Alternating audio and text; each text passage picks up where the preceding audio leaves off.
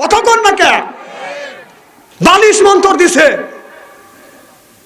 যখন বিয়ের আগে ছিলেন যুবকের দুই পাও, যেখানে খুশি সেখানে যাও। বিয়ে যখন করি আনছে তখন হয়েছে 4 পাও। এবার বউ স্বামীর জামা টান দিয়ে বলে আমাকে তুইয়ে তুমি কই যাও। তারপরে 2 দিন পরে হয়েছে একটা ছেলে অথবা মেয়ে, তখন হয়েছে 6 পাও। এবার বউ জামা টান দিয়ে বলে স্বামী তুমি কই যাও, খাবার খোরাক দিয়ে যাও। যখন ঠিক কিনে ও বাবা একটা বউ বায়া আর তোমার মা তুমি ভুলে গেলা। আরে মা এমন একটা নিয়মত, পেটে যখন আমরা মার পেটে আসছি, মা খাবার খাইতে বসছি, মার পেটে গুঁতো মারছি, মা হাতের বাত রেখে দাঁড়াইছি। বাবা জিজ্ঞেস করছে তুমি এরকম করো কে? মা বলে নাই আমার পেটে একটু ব্যথা লাগছে। ছেলে যে গুঁতো দিছে তাও বলে নাই। আহারে মা, আর সেই মাকে ভিন্ন করে দিলে বোর কথা শুনে। আমার ভাইয়ের আমার আল্লাহর বান্দা লোকমান, আর কি ঘন্টাখানি সময় দেওয়া যাবে নাকি? আসান তো আখিরি মোনাজাত পর্যন্ত আসান তো। নারায়ে তাকবীর, নারায়ে তাকবীর। এরা বোর ভয়ে তাকবীরও দিতেছে না রে, এত ভয় খাট বউ দে। সি সি রে, হ্যাঁ শীত পড়ছে? শীত নাই এখনো যদি কোন শীত রয়েছে আমাকে জানি আর নিচে নামায়েন না। যদি নিচে নামান না ভালো করবিন না, শীত পড়ছে না। কয় শীত পড়ছে, শীত পড়ছে, নড়াচড়াদানি করেন না। কয়া দিলাম আমার কথা বুঝলো কি না বুঝলো আল্লাহ জানে। মারহাবা একটা জোরে কর। আমার ভাইয়ের আমার আল্লাহর বান্দা লোকমান যখন হজে যাবে, 7 বন্ধু একসাথে যখন হজে যাবে, হজের টাকা জমা হয়ে গেছে।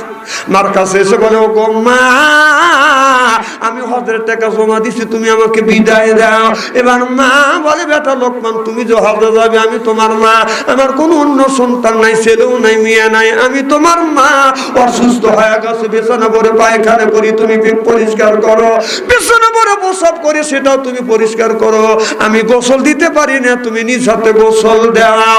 ও বেটা লোকমান রান্না করতে পারি না, এমনকি খাবারটা নিজের হাত দিয়ে আমি খাইতে পারি না, আমি বৃদ্ধর কারণে, বার্ধক্যর কারণে। তুমি যদি হজে যাও কে আমার খেদমত করবে? লোকমান বলে মা আমি একটা কাজের মেয়ে রেখে যাব। বলে বেটা তোমার যত পূর্বে কাজের মেয়ের অতটুক মায়ের জন্য পূর্বে না।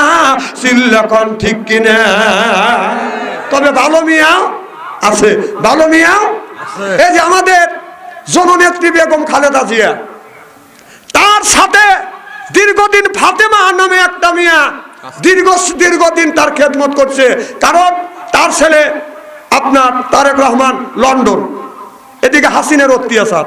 কথা কয় না রে, বালুর তাক দিয়া বাড়ি বন্ধ করে দিছে। কথা কন। কিন্তু সেই টাকার উত্তর দিছিল, জবাব দিছিল আপনার এরা দুদু ভাই বলছিল প্রসাব করলে দেশের লোক হারা যাবে। আর সেটা আপনার সাদিক নাম কি মারা গেছে, ওসমান হাদি বলছিল যে আপনি এত প্রসাব ঠেকা রাখছেন, এই প্রসাব করলে তো খালেদা জিয়ার বাড়ির কাছে আওয়ামী লীগের লোক বালু দিয়েছিল, এগুলি তো উড়িয়ে যেত। উচিত কথা যে বলছি, এই জন্য বেচারা ঠাস করে শেষ করে দিছে। সেদিনও এই ফাতেমা তার সাথে ছিল। এমনকি সে অন্যায় করে নাই, অপরাধও করে নাই, বিনে দোষে আমাদের নেত্রীর সাথে কয়েক বছর জেল পর্যন্ত খাচ্ছে। কতক্ষণ? আরে আরে পরের জন্য একটা মানুষের সেবা করার জন্য সেই মেয়েটা দেখছে যে বেগম খালেদা জিয়ার পাশে কেউ নাই, তার মেয়েও নাই, ছেলেও নাই, তার তো মেয়ে নাই, কেউ বেটার বউরও নাই। সে যদি পাশ থেকে সরে যায় তাহলে এই লোকটাকে কে দেখাশোনা করবে?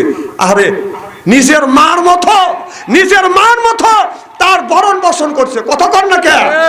তাহলে এই মহিলারা এরাই এদেরকে বলা যায় জান্নাতি মহিলা।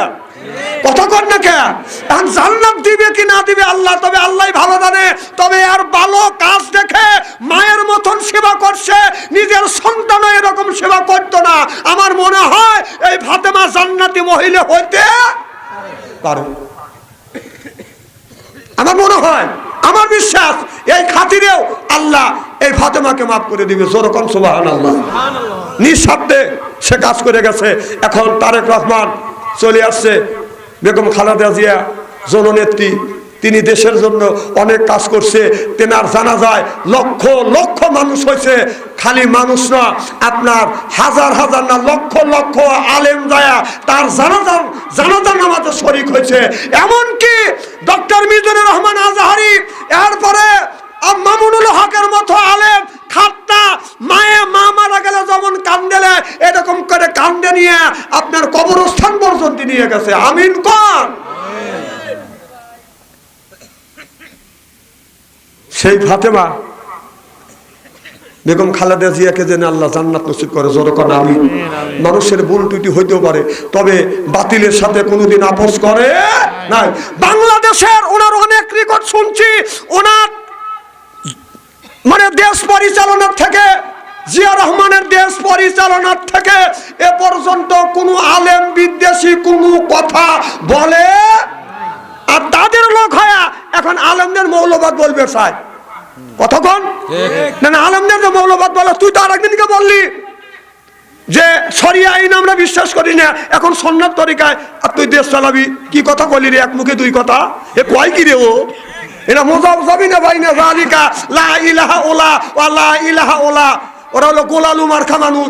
এ পারলে যখন দেখে যে পাবলিক তো আর যদি ইসলামের কথা না বলি আর ভোট দিবে না, গড়ি এখন এই বেলে আইছে, এখন পাম্পুম দিয়ে ভোট নিয়ে আবার ক্ষতি করার চেষ্টা করবে। এটা হলো দেশের শত্রু না, ইসলামের শত্রু। কতক্ষণ লাগে না না, তুই মুসলমান হয়ে এই কথা কোন জ্ঞানে কোন বিবেকে তুমি বললে যে শরিয়া আইন বিশ্বাস করো না, আবার তুমি টুপি মাথা দিছাও দিয়ে এখন বলতে চাও যে কোরআন সুন্নাহ আইন দিয়ে আমরা কোরআন সুন্নাহ দিয়ে আইন চালাবো।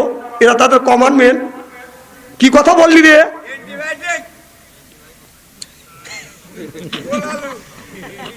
আরে হে কথা তো আমি বলতেছি, আমি কোরআন দিয়ে বললাম, তুমি কোরআন সেরা বললে। গোলালু আপনার আলুর গোলালু মাছের মধ্যে খাওয়া যায়, গরুর গোস্ত চলে, মুরগির গোস্ত চলে, খাসির গোস্ত চলে, ব্রয়লারও চলে, বাজিতো চলে, ভর্তা করেও চলে, গড়া দিলে গড় গড় করে করে যায়। এসব নেতা হলো গোলালু মার্কা ছাড়া আর কিচ্ছু না। না না, তুমি এই কথা শুনে বলবে তো তোকে দেখবো, দেখবেই তো, যে দেখছে হে চলে গেছে, আর দেখা দেখি করবে যায় না, অত লালি আদেশ না। কতক্ষণ না কে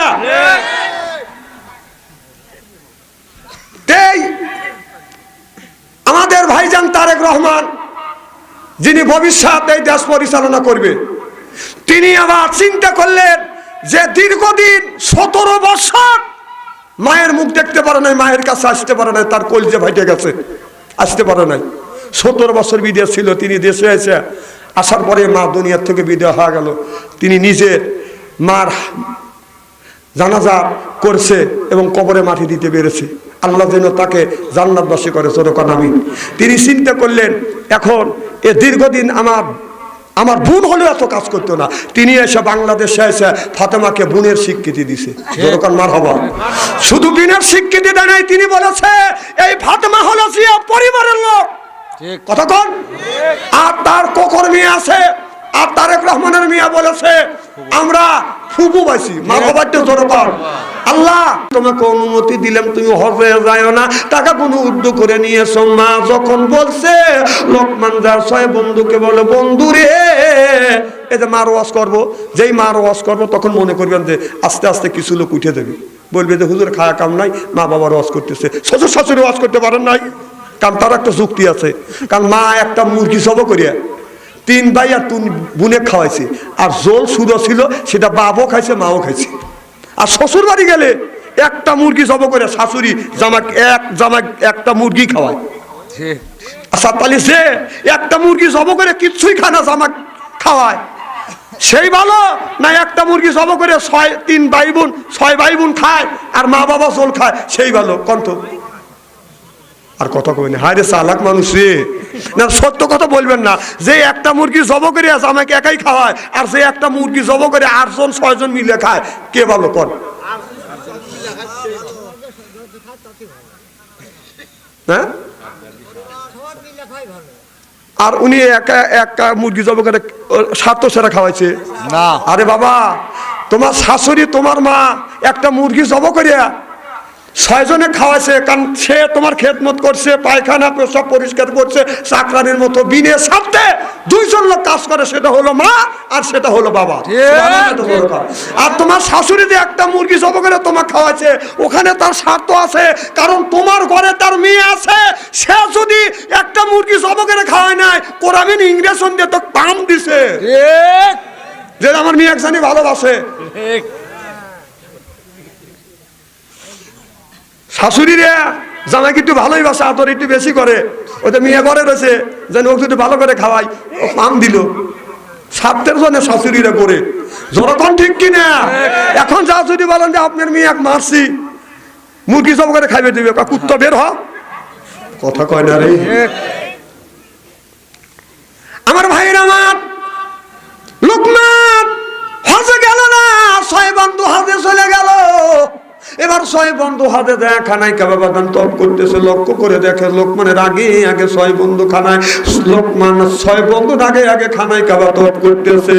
এক বন্ধু অপর বন্ধুকে বলে, বন্ধু লোকমান, ও বন্ধু দেখো লোকমান হজে আসবে না, সব টাকা উদ্যোগ করলো আর আমাদের সাথে আসলো না, একা একা কেন হজে আসলো? এবার 6 বন্ধু বলে চলো যায়, আল্লাহর বান্দা লোকমানকে ধরবো, আমরা তপ অবস্থায় অপমান করবো। 6 বন্ধু লোকমান ধরতে যায়, বদন ধরতে পারে না, লোকমান হাওয়া হয়ে যায়, লোকমান গায়েব হয়ে যায়।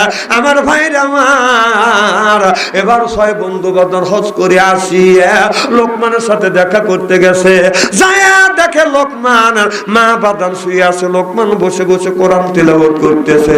6 বন্ধু ইশারা করলো, বন্ধু তুমি কোরআন পড়া বন্ধ দাও, একটু সময়ের জন্য 2টা কথা বলবো। কোরআন পড়া বন্ধ দিলেন, লোকমান বললে, বন্ধু একসাথে হজে যাবো, কিন্তু হজে গেল না, সব টাকা গুলো উদ্দু করে আনলে তুমি যাবে না বলে মনস্থ করছো, আমাদের রাখিয়ে একা একা কেন তুমি হজে চলে গেছো? লোকমান বলে, বন্ধু আল্লাহর কসম করে বলতেছি আমি লোকমান হজে যাই নাই। এবার 6 বন্ধু বলে, বন্ধু তুমি মিথ্যে কথা বলো না, আমরা 6 জন 12টা চোখ দিয়ে দেখছি, আমাদের আগে তুমি খানায় কাবা তপ করেছো। লোকমান কান্দে আর বলে, বন্ধু রে আল্লাহর কসম করে বলতেছি আমি হজে যাই না। 6 বন্ধু বলে, তুমি হাজি মানুষ, মিথ্যে কথা বলো না। লোকমান বলে, বন্ধু বিশ্বাস যদি না হয়, আমার অসুস্থ মা শুয়ে আছে, অসুস্থ মার কাছে একটিবার জিজ্ঞেস করো। এক বন্ধু মারে যা বলে, মা আপনার বেটা লোকমান কি হজে গেছে? মা বলে, বেটা জোরে কথা বলতে পারি না, তোমার মুখ কানটা আমার মুখের গোড়ায় লাগিয়ে দাও। এক বন্ধু কানটা মুখের গোড়ায় লাগালেন, মা কেঁদে কেঁদে বলে, বেটা আমার বেটা লোকমান যদি হজে যাইতো, কে আমার খেদমত করতো? আমি মা বিছানা পুরো প্রস্রাব করি, লোকমান পরিষ্কার করে, পায়খানা করি, বেটা পরিষ্কার করে, এরপরে বেটা আমারে গোসল দেয়, বেটা গোসল দেয়, খাবার রান্না করিয়া আমার বেটা আমাকে উলুর উপর বসাইয়া লোকমা বানাইয়া বানাইয়া আমার মুখে তুলে দেয়। আল্লাহ পরে নবী, আমার নবীর পরে বাবা, মায়ের উপর ফরজ হলো করতে বাবা সেবা, রে ভাই করতে বাবার সেবা, মা বাবার সেবা করা সন্তানের ওই পর। দুঃখ দিলে মক্কায়, দুঃখ দিয়ে মক্কায় গেলে হবে না তোর হজ, রে ভাই হবে না তোর হজ। তুই যাবি যদি হজে খুশি রাখো কাজে, তুই যাবি যদি হজে খুশি রাখো কাজে, হজ হবে তোর খুব সহজে, করিলে তার ভাই রুবি বাবা জান্নাতেরও চাবি। কথা বলছে দয়াল নবী, জোরকন মারহাবা। দেখে বলে, বাবা আমার বেটা লোকমান যদি হজে যাইতো, আমি মা আমারকে খেদমত করতো, আমার বেটা লোকমান কষ্ট করিয়া আমার এরকম করে খেদমত করছে, আমার বেটা লোকমান হজে যায় নাই। এবার 6 বন্ধু বলে, বন্ধু লোকমান তোমায় যা বলেছে এটাও সত্য, আমরা 6 জন 12টা চোখ দিয়ে দেখছি, এটা সত্য, এটা কিসের খেলা? লোকমানের মা বলে, ব্যাপারে এটা হলো মায়ের দোয়া। সুবহানাল্লাহ বললেন। ও বাদান, মার দোয়া হলে মানুষ অনেক বাদান বড় হয়। আমি দীর্ঘদিন আমি আমার মার খেদমত করছি, আমার মা বিছানা বড় প্রসাব করছে, আমি পরিষ্কার করছি, পায়খানা করছে সেটা আমি বাদান পরিষ্কার করিয়ে দিচ্ছি। আজকে মার দোয়ায় আমি এত বড় বাদান বক্তা হয়ে গেছি। এখন সারা বাংলার মানুষ আমারে চেনে, শুধু সারা বাংলার মানুষ চেনে না, সারা বিশ্বের বিভিন্ন ভাষায় ভাষিতে আমার ওয়াজটা বাদান চলে। ইংরেজি আলারা ইংরেজ আলারা বাদান ইংরেজি ভাষায় আমার ওয়াজটা শোনে, আরবি আলারা বাদান আরবিতে আমার ওয়াজটা শোনে, তিব্রিয়ানি ভাষা যারা কয় তারা বাদান তিব্রিয়ানি ভাষাতে আমার ওয়াজ শোনে। এই বাংলাদেশে আমি ওয়াজ করি বাদান প্রায় অন্তত 40টা ভাষায় আমার ওয়াজ মানুষ শোনে, একমাত্র আমার মায়ের দোয়া। বাবা, মা দোয়া করলে এটা কবুল হয়। সুবহানাল্লাহ। আমার ভাইয়ের আমার, এবার একদিন লোকমান মার মুখে খাবার যখন তুলে দেয়, মা কান্দে। লোকমান বলে, মা কেন তুমি কান্দো? মা বলে, বেটা যখন তুমি সত্য ছিলে বাবা, আমি তোমার মুখে খাবার তুলে দিছি বেটা। এ বাবা, এখন আমি তোমার মা বুড়ো হয়ে গেছি, এই হাত দিয়ে খাবার আমি খাইতে পারি না। আল্লাহর খেলা রে বাবা, এখন তোমার হাত দিয়ে আমার মুখে তুমি খাবার তুলে দিস।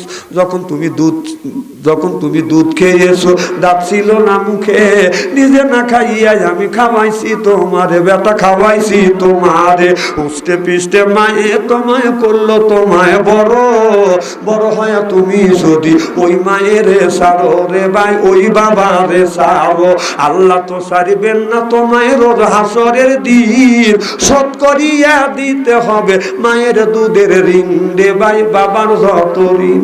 ও যে বাবাই না করিলে ক্ষমা, আল্লাহ তো করবেন না ক্ষমা, নবী তো করবেন না ক্ষমা, রোজ হাসরের দিন শোধ করিয়া দিতে হবে মায়ের যত ঋণ রে ভাই, বাবার যত ঋণ। জোর কোন আল্লাহু আকবার।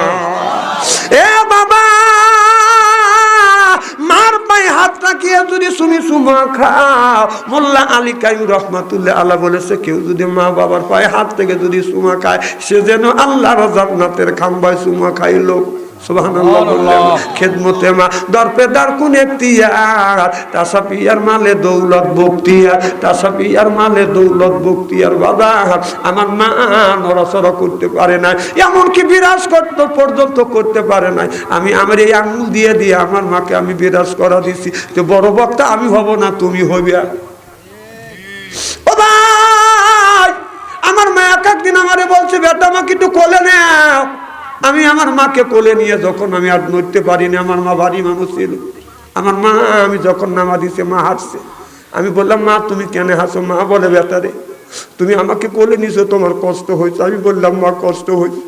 মা বলে, বেটা যখন তুমি ছোট্ট ছিল আমি তোমার মা, তোমাকে কোলে করে করে রাখছি বেটা, আমি তোমাকে কোলে করে রান্না করছি বেটা রে, খাবার খাইতে বলছি তুমি পায়খানা করে দিছো, আমি রাগ করে তোমাকে থালা দেই নেই বাবা। এ ভাইজান, যে মা কষ্ট করে করে আপনা আমাকে মানুষ করছে, ওই মাকে কোনোদিন কষ্ট দিও না বাবা। বাবা, দুনিয়া স্বার্থ ছাড়া 2 জন লোক কাজ করে, সেটা হলো বাবা আর মা। আমি এটা 2টা 3টা বাদান বাসায় গেছি, যাই আমি ভাই বোনের ঘরে দরজা হাত দিছি, দরজা শক্ত। আমার বিবির ঘরে দরজা হাত দিছি, দরজাটা শক্ত। আমার মেয়ের ছেলে মেয়ের ঘরে দরজা হাত দিছি, সেটাও শক্ত। মা বুড়ো মানুষ, 112 বছর বয়স ছিল বাবা। আমি আমার মার ঘরে দরজায় হাত দিছি, দরজা খুলে গেছে।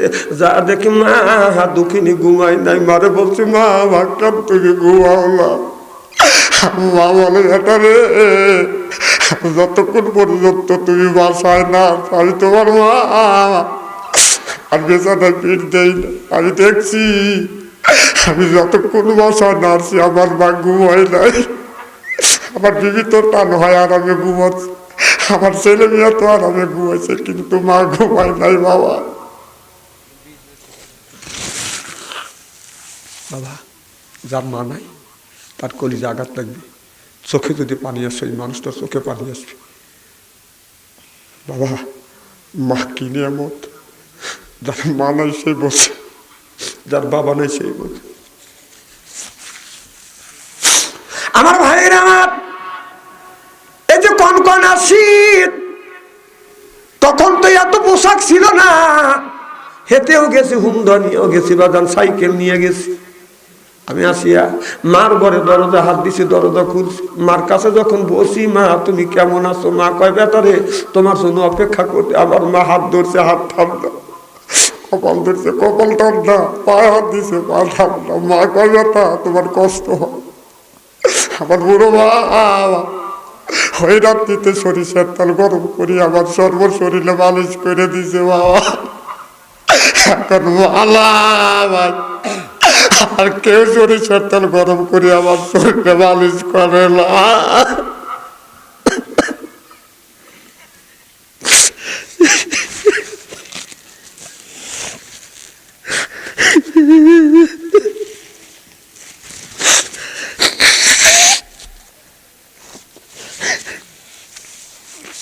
তিনি মালিশ করতেন, তিনি মা জনদী মা, জনমাঝে আছে, কেউ কষ্ট দিও না বাবা। বাবা রে, মা মারা গেছে, 5টা কাপড়, বাবা মারা গেছে 3টে কাপড় নেই। কোন ব্যক্তি যদি মা বাবার জন্য যদি দান খয়রাত করে, রসুল বললেন দানের দৌলতে আল্লাহ মা বাবার কবরে গোড়া মাফ করে দিবে। কম সুবহানাল্লাহ।